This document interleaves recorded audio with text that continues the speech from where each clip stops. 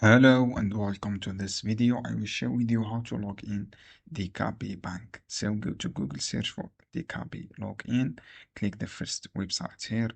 You will redirect it to this page. In this page, just wait, click this click key icon in this top right corner. As you can see here, key icon, you will see this page. From this page, you have banking dkb.com.do. In this page, just write your name here, your user in this one, and then write your password, as you can see here, and then click login option. This is for login. So you have two options here, your user and write your password. After that, choose login, two option here. Basically, this is how you can do. I hope this guide helpful for you. Don't forget give like and give share this video. You can use also app, download this app, you can install and then you can log in.